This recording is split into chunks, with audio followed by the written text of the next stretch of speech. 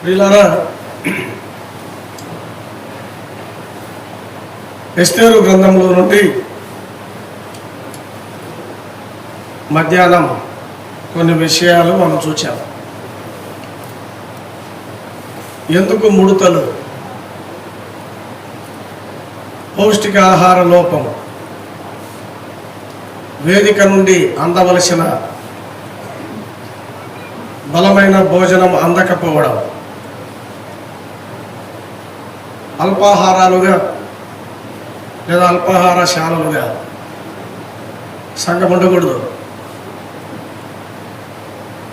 కనుక బాగా అలవాటు అయిపోయారు. ఆర్డర్ పెడతా ఉన్నారు. ఇప్పుడు ఆర్డర్ పైన వచ్చేస్తూ ఉన్నాయి. ఎక్కడికి? జొమాటో అని, స్విగ్గీ అని, ఆన్లైన్ అంతా ఆన్లైన్ పైన జరుగుతూ ఉంది. స్విగ్గీ సంగతి ఏమో కానీ తింటే మాత్రం ఆరోగ్యం బుగ్గి. కనుక స్థానిక సంఘ పెద్దలు, సేవకులు, ఆ వేల్స్య వచ్చిన ఆ శిష్యుడు ఎలా పంట పొలం, కొత్త పంట,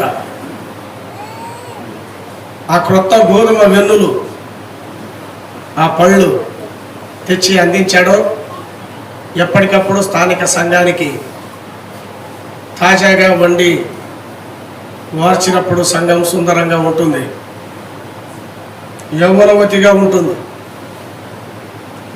వృద్ధ శిరోమణిగా కాదు.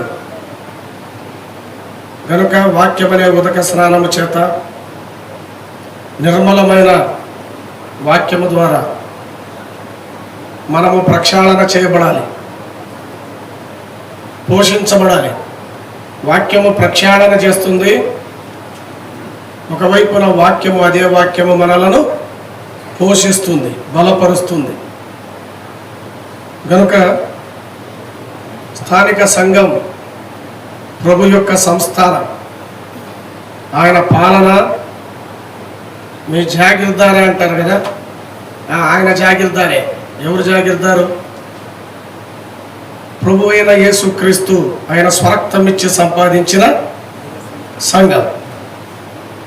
అలాగే సంఘము ఆయన పట్టపు రాణి. వివిధ పరిమాణాలతో సిద్ధపరచబడుతున్న ఎస్తేరు వలె ఆమె కన్యకగా, వధువు కన్యకగా నేడు సంఘం అనేది ఉంది అనే సత్యాన్ని ఎస్తేరు గ్రంథంలో నుండి మనము వింటూ వచ్చాం. మంచిదే. ఈ మధ్యాహ్నం మనం చదువుకున్న లేఖన భాగాల్లో 2వ అధ్యాయం చూడండి. 2వ అధ్యాయం 7వ వచనము. 2వ అధ్యాయం 7వ వచనాన్ని ఒకసారి చదువుదాము. తన పినతండ్రి కుమార్తె అయిన అదస్స అను ఎస్తేరు తల్లిదండ్రులు లేనిదై ఉండగా అతడు ఆమెను పెంచుకొనెను. ఆమె అందమైన రూపమును, సుందర ముఖమును గలదై ఉండెను. ఎస్తేరును గురించి 3 సంగతులు మనం చదువుకున్నాం. ఆ 3 విషయాలు మాత్రమే ఆలోచన చేద్దాం. సమయానికి మనం ముగించుకుందాం.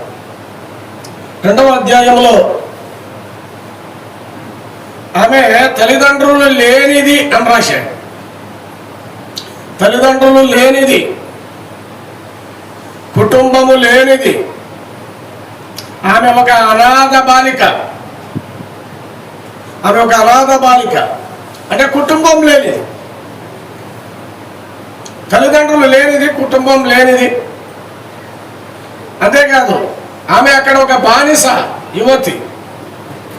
వారు చెరపట్టబడిన వారిలో ఉన్నారు. శూషణ కోటలో చెరపట్టబడిన వారు మొర్దెకై కావచ్చు, ఎస్తేరు కావచ్చు, యూదులందరూ చెరపట్టబడిన ఒక స్త్రీ. అంటే స్వాతంత్రం లేదు, తల్లిదండ్రులు లేరు, కుటుంబము లేదు కదా. లేనివి చాలా ఉన్నాయి ఆమెకు. కానీ పరిశుద్ధాత్ముడు అసలు ఆమెకి ఏమి ఉందో రాశాడు కదా. లేని వాటి మీద కాదు, ఉన్న వాటి మీద ఆమె మనసు పెట్టింది. ఆమెకేముంది అక్కడ చెప్పాడు కదా, ఆమె సుందర రూపము అందమైన ముఖము గలది అన్నాడు. సుందర రూపము అందమైన ముఖము గలది. ఆమె సౌందర్యం అది తెచ్చిపెట్టుకున్నది కాదు, దేవుడిచ్చింది. సహజమైన సౌందర్యం ఆమెది. ఆ నక్షత్రము కాంతి మొత్తము దేవునిదే. ఎస్తేరు వంటి నక్షత్రం, ఆ నక్షత్రము కాంతి మొత్తము దేవుడిచ్చిందే. ఆ నక్షత్రానికి తన సొంతదేమి లేదు. సహజ సిద్ధంగా ఆమెకు దేవుడిచ్చిన ఒక వరం.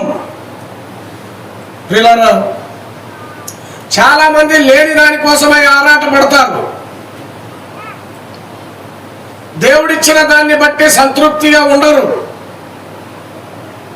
అసలు సంతుష్టి సహితమైన దైవభక్తి అంటే కలిగిన వాటితో మీరు తృప్తి పొంది ఉండండి. కలిగిన వాటితో మీరు తృప్తి పొంది ఉండండి. కాబట్టి ఆమె సహజ సిద్ధమైన సౌందర్యాన్ని గురించి చెప్పాడు. చాలా మంది అందం కానీ సౌందర్యం కానీ అది ఆకర్షణ కొరకు అనుకుంటారు. ఆకర్షించబడేది అందమే కాదు, అది అసలైన సౌందర్యమే కాదు. ఇక్కడ ఒక మాట చూడండి, 11వ వచనం చదవండి. 2వ అధ్యాయం 11వ వచనం. ఎస్తేరు ఎలా ఉండెనో అదియు, ఆమెకి ఏమి సంభవించునో అదియు తెలుసుకొనుటకై అంతఃపురం యొక్క ఆవరణ మీదట, క్షమించండి బ్రదర్, 9వ వచనం చదవండి. 9. ఆ చిన్నది అతని దృష్టికి ఇంపైనది కనుక, ఆ చిన్నది అతని దృష్టికి ఇంపైనది కనుక ఆమె అతని వలన దయ పొందెను. ఆమె అతని వలన దయ పొందెను. ఆకర్షించే అందం చాలా మందికి ఉంటుంది. కానీ ఎస్తేరును చూసినప్పుడు ఆ రాజుకైనా, ఆ హేగకైనా, ఆ మొర్దెకైకైనా దయ పుట్టాను. దయ పుట్టాను కదా. మనుషుల దయ మన ప్రభువైన యేసుక్రీస్తుని గురించి అదే రాయబడింది. 12 ఏళ్ల వయసులో ఆయన దేవుని దయ యందును మనుషుల దయ యందును ఆయన వర్ధిల్లుచుండెను.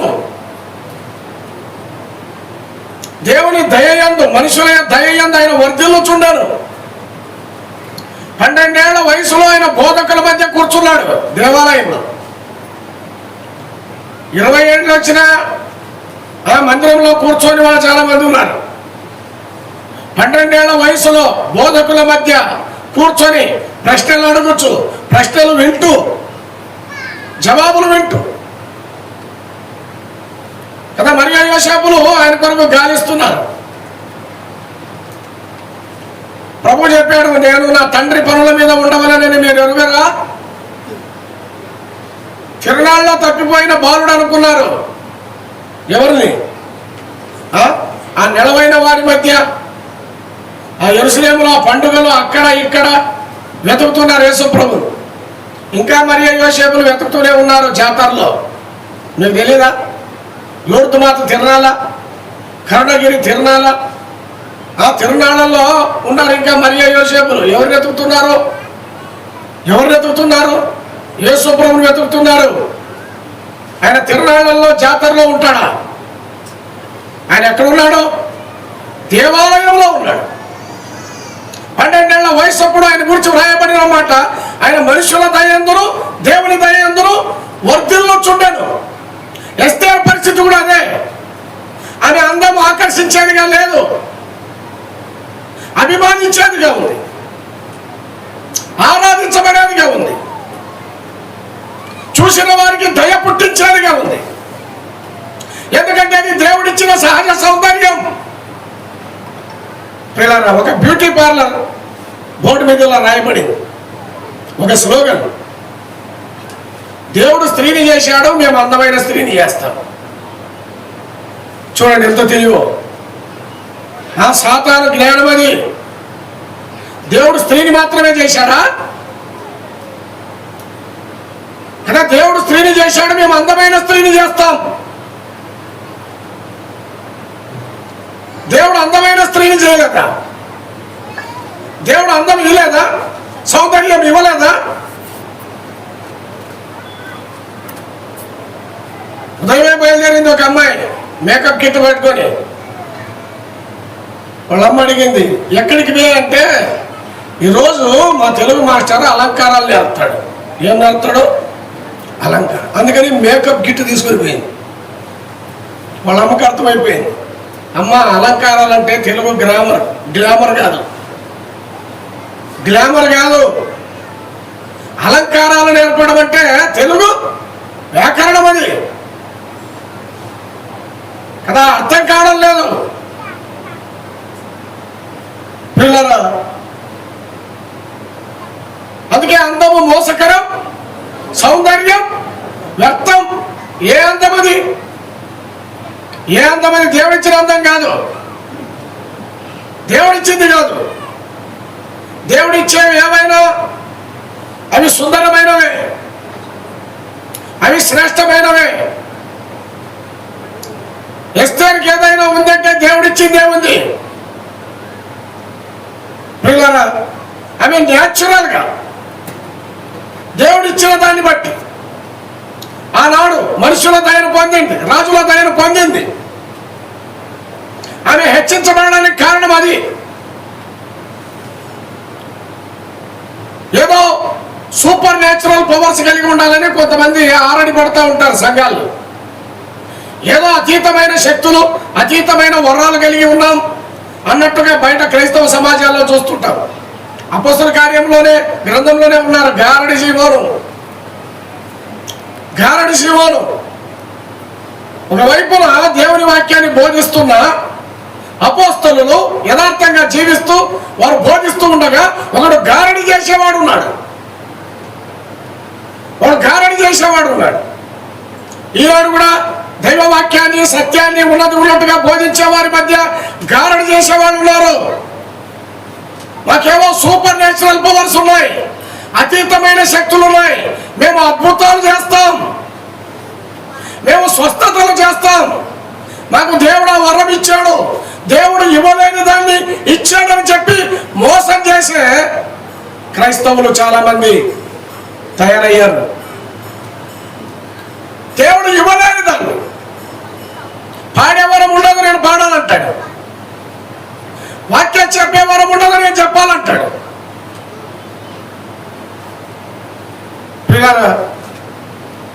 కానీ దేవుడు ఇవ్వలేని దానికోసమే ఆరాటపడతారు. దేవుడు ఏమి ఇచ్చాడో దాన్ని ఎరగక జీవిస్తారు. కనుక కదా ఎస్తేరు ఆ దేవుడిచ్చిన అందం, దేవుడిచ్చిన సౌందర్యం అది ఆమెకు ప్లస్ అయింది. దేవుడు ఏది ఇస్తాడో అది నీకు ప్లస్. నువ్వేదైతే ఆరాటపడతావో అది నీకు మైనస్. దేవుడిచ్చిందేదో నువ్వు ఎరగాలంటే దానిపైన దృష్టి సారించాలి. ఇవ్వలేని దానిపైన మనసు పెట్టద్దు, లేని దానికోసం ఆరాటపడద్దు.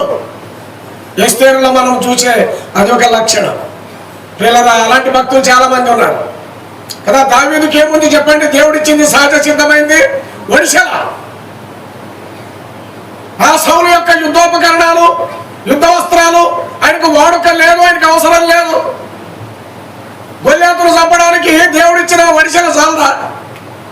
సహజంగా ఆయన దగ్గర ఏదైతే ఉందో దేవుడు దాన్ని వాడుతాడు, విజయాన్ని అనుగ్రహిస్తాడు. మోసే చేతిలో కర్ర, మోసే నీ చేతిలో ఏంటి? కర్ర చాలు. ఎర్ర సముద్రాన్ని పాయలు చేయడానికి నీ చేతిలో ఉన్న కర్ర చాలు. ఆ ఐగుప్తీయుల మంత్రదండం అవసరం లేదు నీకు. వారి దగ్గర మంత్రదండాలు ఉండవచ్చు, అది నీకు అవసరం లేదు. నీ చేతిలోని ఏమిటి? కర్ర. కదా, ఎర్ర సముద్రాన్ని పాయలు చేయడానికి అది సరిపోతుంది. గొల్యాతును ఓడించడానికి, పడగొట్టడానికి దేవుడు ఇచ్చిన సహజ సిద్ధమైన విద్య, ఆ ఒడిశల, అది సరిపోతుంది. చేతుల చిన్న సూది ఉంది చాలు. అనేక మంది విధవరాళ్ళకి అనాథలకు ఆమె వస్త్రాలు కుట్టింది. ఆ సూదితో ఆమె గొప్ప పనులు చేసింది. చాలా మంది దిగంబరత్వాన్ని కప్పింది, చెల్లిని కప్పింది, వెట్టగలిగించింది. దోర్కా చేతిలో ఆ చిన్న సూదిని దేవుడు వాడుకున్నాడు. అది ఆమెకు ప్లస్. దావీదుకు వడిసెల ప్లస్. ప్రేమైన వాళ్ళ మోసే చేతిలో ఉన్న కర్ర అది ప్లస్ అయింది, అది ఆయనకి ప్లస్ అయింది.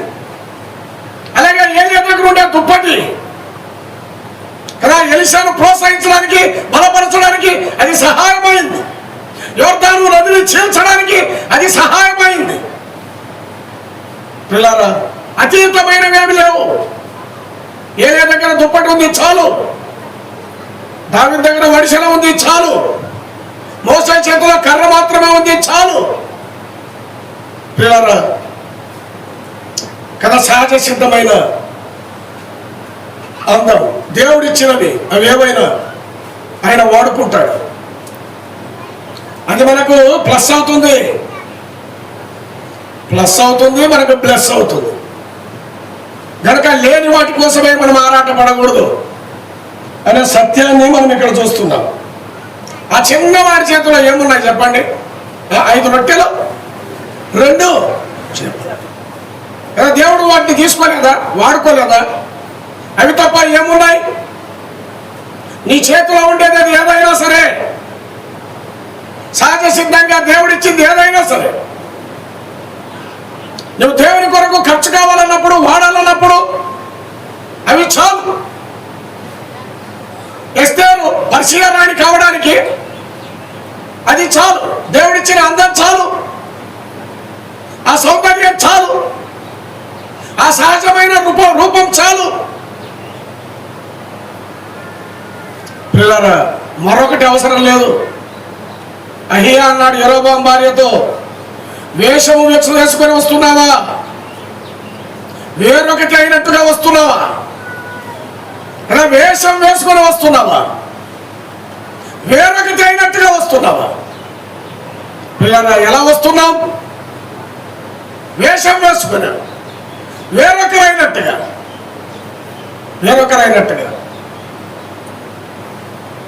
దేవుడు నరుని వేషము చూడడు. రెండవదిగా మనం గమనిస్తే 15వ వచనం, 2వ అధ్యాయం 15వ వచనం చదవండి. మొర్దెకై తన కుమార్తెగా స్వీకరించుకొనిన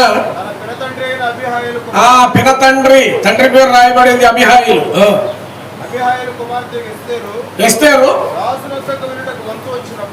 ఆ రాజు వద్దకు వెళ్ళుటకు వంతు వచ్చినప్పుడు హేగే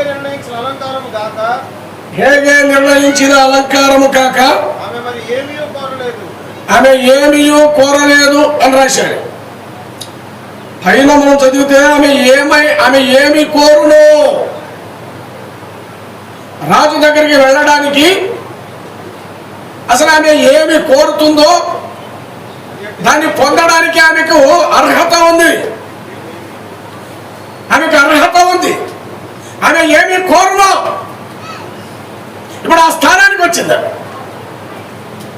ఏది కోరినా ఆమెకు అందుతుంది. ఇప్పుడు ఏదైనా అడగచ్చు. అలాంటి స్థానంలో, అలాంటి స్థితిలో ఆమె ఉంది. ఆమె ఏమి కోరునో ఆమె పొందడానికి అర్హురాలు. కానీ ఆమె హేగే నిర్ణయించిన అలంకారము కాకుండా మరి ఏమీ కోరలేదు. ఆమె ఏమి కోరలేదు. హేగే నిర్ణయించిన అలంకారంతోనే వెళ్ళింది. ఎక్స్ట్రా లేవు. మరి భాషలో చెప్పాలంటే ఎక్స్ట్రా లేవు. హేగే ఏమి నిర్ణయించాడో అదే. అది కాకుండా దాన్ని మించి ఆమె ఏమీ కోరలేదు. క్రైస్తవ విశ్వాసులుగా, దేవుని పిల్లలుగా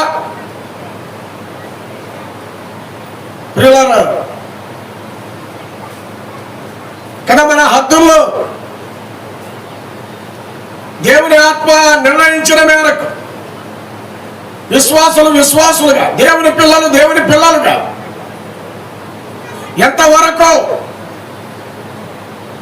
ఎంతవరకు మన మాటలు కావచ్చు, మన చూపులు కావచ్చు,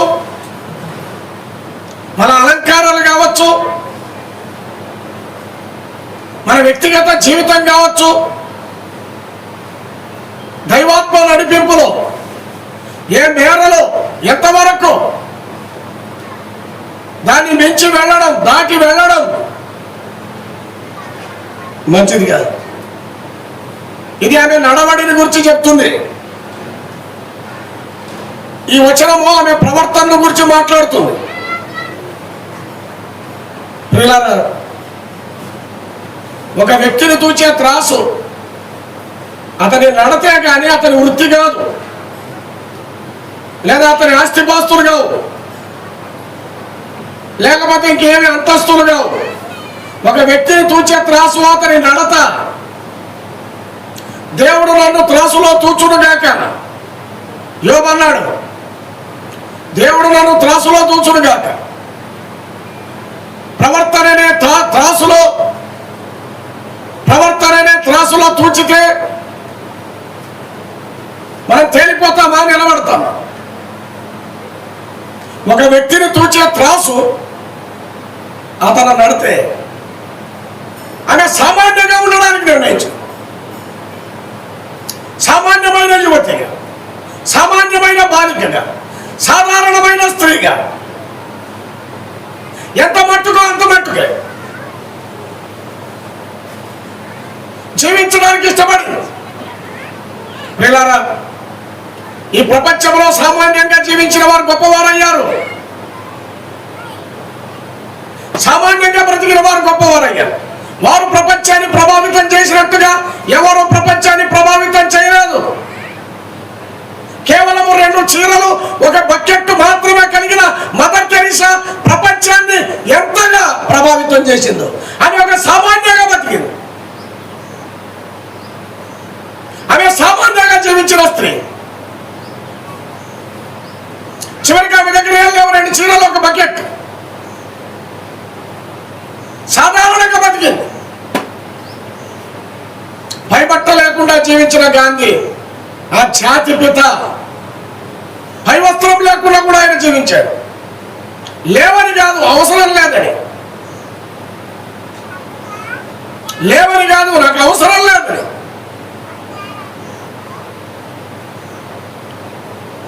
ప్రభావితం చేయాలనుకుంటే ఏదైనా ఉంటే ప్రభావితం అవుతారా? నీ పేరును బట్టో, నీ ప్రతిభను బట్టో, నీ ఆస్తిపాస్తులను బట్టో, నీ అంతస్తులను బట్టో, నీ ఉద్యోగాన్ని బట్టో ఎవరిని నువ్వు ప్రభావితం చేయలేవు. సామాన్యంగా జీవించడం, సాధారణంగా జీవించడం,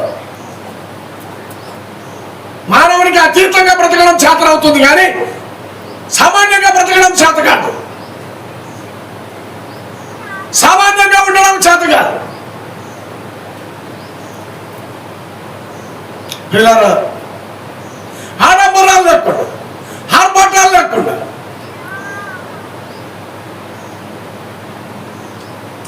సామాన్యంగా జీవించింది. చూడండి ఒక మాట, పేతురు రాసిన మొదటి పత్రిక 3వ అధ్యాయం 4 నుండి కొన్ని వచనాలు చదవండి. అక్కడ భార్యాభర్తల గురించి చెప్తూ, సాధువైనట్టు మృదువైనట్టునైనా గుణము అను అక్షయ అలంకారము గల మీ హృదయపు అంతరంగ స్వభావం మీకు అలంకారంగా ఉండాలి అని చెప్పాడు కదా. మీకు అలంకారంగా ఉండాలి. ఏది అలంకారంగా ఉండాలి? సాధువైనట్టు, మృదువైనట్టు స్వభావం, లోబడే స్వభావం కదా. లోబడే స్వభావం నీకు లోబడ అంటే భార్య భర్తకు లోబడడం అనేది అది ఒక ఆజ్ఞ, అది ఆప్షన్ కాదు. పేతురు చెప్తున్నాడు, అది ఆప్షన్ కాదు, అది ఆజ్ఞ. నువ్వు లోబడాలి, అది ఆజ్ఞ. ఆ లోబడితే అలంకారం. పిల్లలు, స్థానిక అలాగే సంఘములో పెద్దలకు, సువార్థికులకు, సేవకులకు, యవనస్తులు కానీ విశ్వాసులు కానీ లోబడాలి.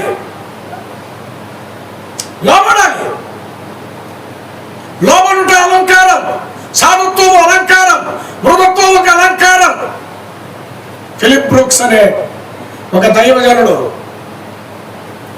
గుర్రాల మీద సువార్త చెప్పేవాడు వెళ్ళి, ఆ రోజుల్లో, పాత రోజుల్లో. అది కూడా సొంత గుర్రం కాదు, గుర్రాలు బాడుగిచ్చే శాలకెళ్ళి ఒక గుర్రం తీసుకొని సువార్త ప్రకటించేవాడు. ఒకరోజు వారి పెళ్లి రోజు, ఆ రోజు వారిద్దరు భార్యాభర్తలు తీర్మానించారు, ఈరోజు మన వివాహ దినం, ఇద్దరు వెళ్ళి సువార్త ప్రకటిద్దాం. చాలా దూర ప్రాంతానికి వెళ్ళి ఫిలిప్ బ్రూక్స్ అనే ఆయన తన భార్యను తీసుకొని గుర్రం మీద సువార్త చేయడానికి గుర్రాలు బాడుగిచ్చే శాలకు వెళ్ళాడు. వెళ్ళి ఆయన ఒక మాట చెప్పాడు, అయ్యా రోజు నేను మాత్రమే వెళుతున్నాను, ఈరోజు మా వివాహ దినం, నా భార్య కూడా నాతో పాటు వస్తుంది. ఒక మంచి గుర్రం, సాధువైన గుర్రం, లోబడే గుర్రం, మాట వినే గుర్రం, సంజ్ఞలు గమనించే గుర్రం, ఒక గుర్రాన్ని నాకు ఇవ్వన్నాడు.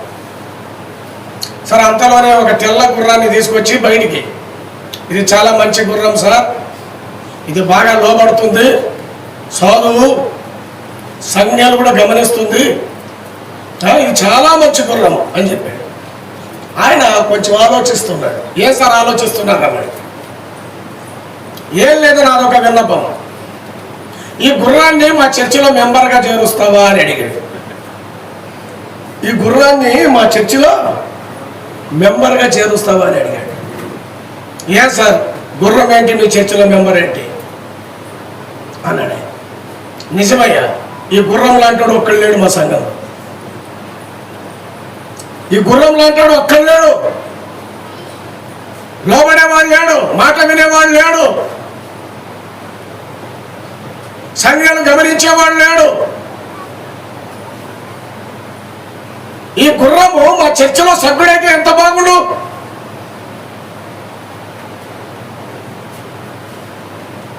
పిల్లరా, కానీ సాధుత్వం, మృదుత్వం, అది అక్షయమైన లంక, సువర్ణము కాదు, సుగుణము. కానీ లోబడడం అనేది అదొక జ్ఞానం, అది ఒక తెలివి, అది ఒక వివేకం. భర్తకు లోబడాలని చెప్పాలా? తల్లిదండ్రులకు లోబడమని పిల్లలకు బోధించాలా? అది సహజంగా రావాల్సింది కదా, అది సహజమైంది కదా. చేపలకి ఈదుమని ఎవరు చెప్తారు? పక్షిని ఎగరమని ఎవరు బోధిస్తారు?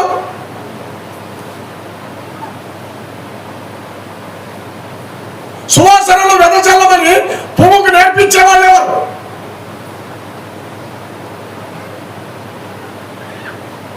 అది సహజం.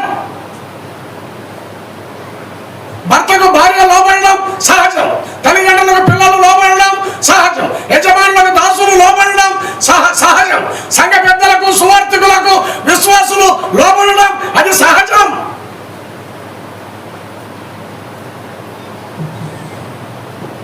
ప్రియులారా,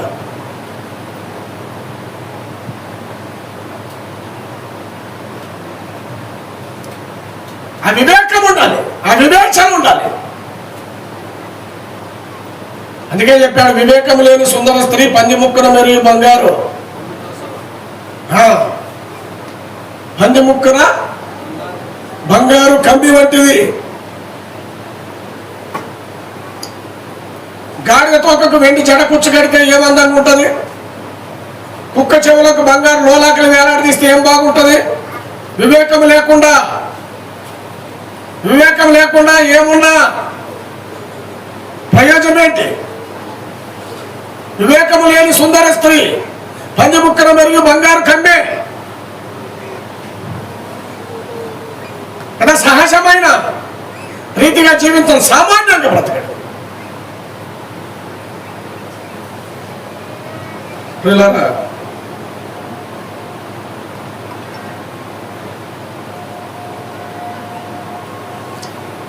ఎస్తేరు గ్రంథంలో నుండి చూడండి 4వ అధ్యాయం 14వ వచనాన్ని చదవండి. 4:14. ఈ సమయమందు ఏమీ మాట్లాడక మౌనముగా ఉన్న ఎడల యూదులకు సహాయము విడుదలయు మరి ఒక దిక్కు నుండి వచ్చును. ఆమె సహజ సౌందర్యం కలిగిన స్త్రీ. ఆమె సామాన్యమైన స్త్రీ, సాధారణంగా జీవించేది. గొప్పలకు పోలేదు, ప్రగల్భాలకు పోలేదు.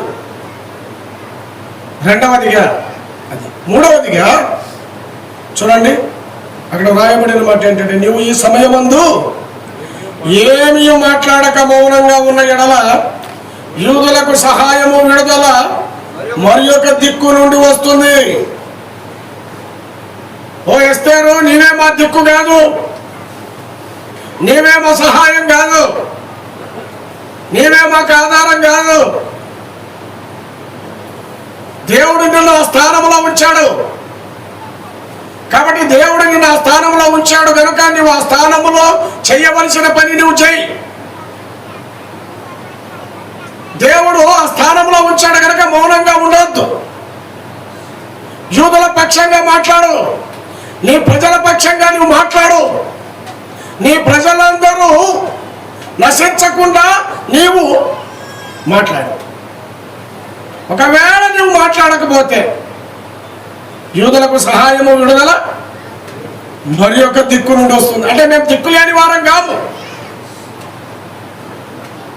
దేవుడు అనే మాట కనబడదు, కానీ మనకు ఒక దిక్కు ఉంది ఎస్తేరు గ్రంథంలో.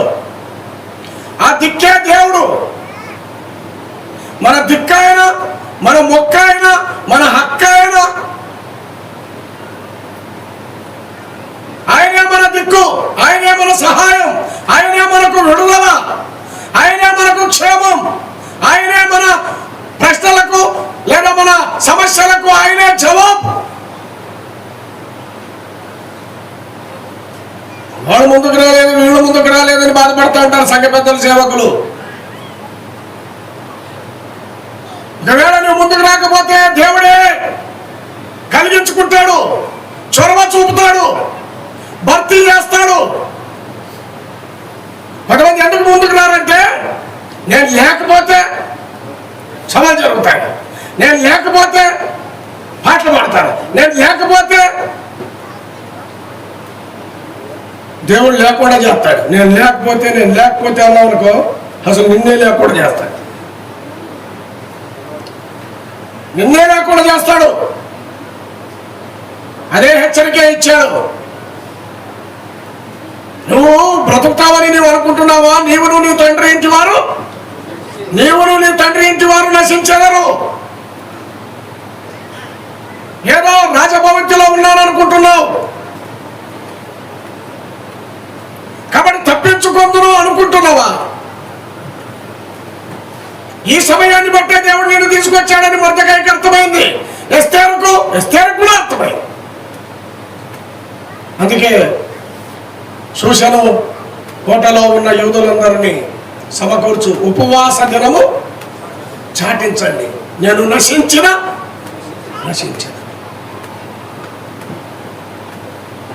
నాకేమి ఈ అంతఃపురం ముఖ్యం కాదు, ఈ రాజభోగం ముఖ్యం కాదు, ఈ వైభవం నాకు ముఖ్యం కాదు, ఈ కిరీటం నాకు ముఖ్యం కాదు, ఈ స్థానం నాకు ముఖ్యం కాదు. నేను నశించదను. నా కొరకు ఉపవాసం ఉండండి, ప్రార్థన చేయండి, వేడుకోండి.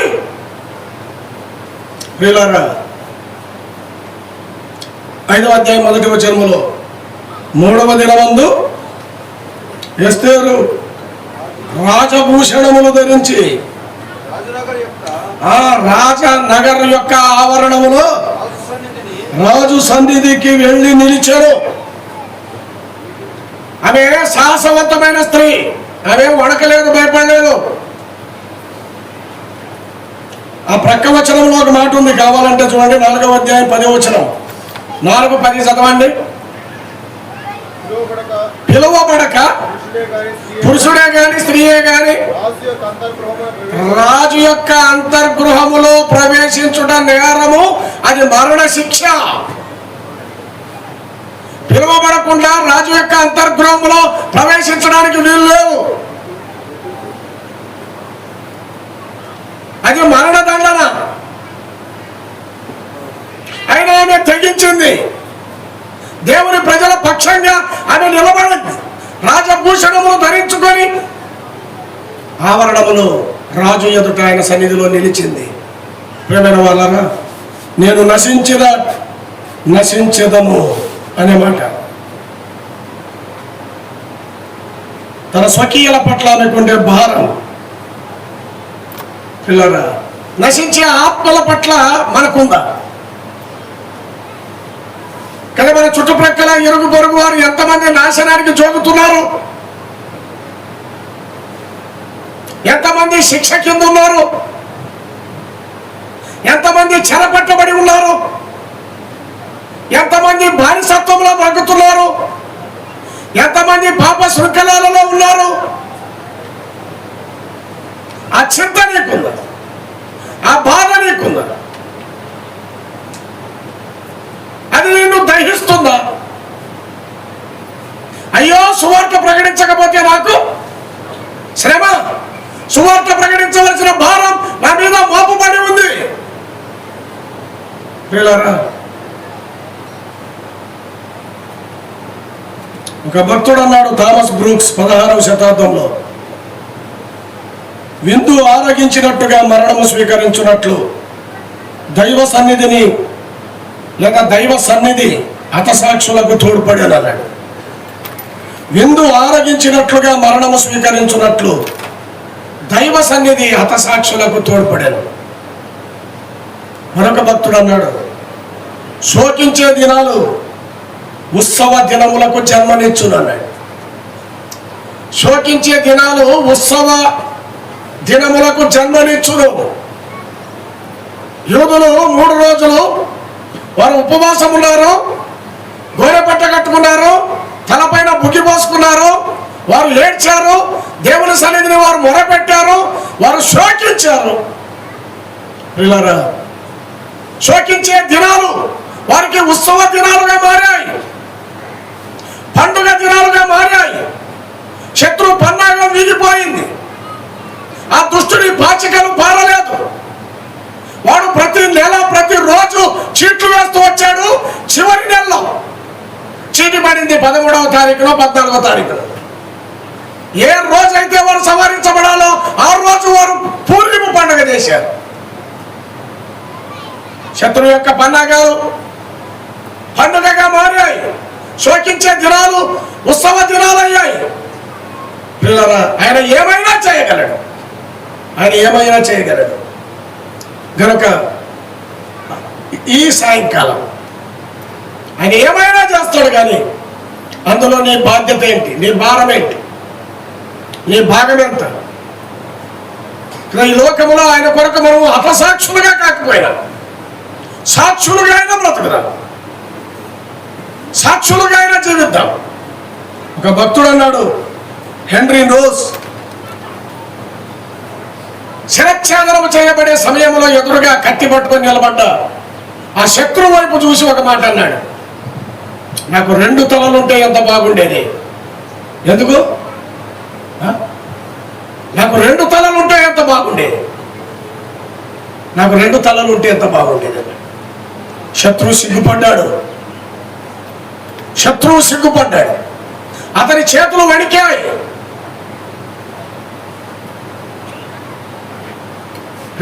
నాకు 2 తలలుంటే ఎంత బాగుండు. ప్రభు కొరకై, ఆయన పరిచర్య కొరకై సాహసవంతులుగా, ధైర్యశాలులుగా,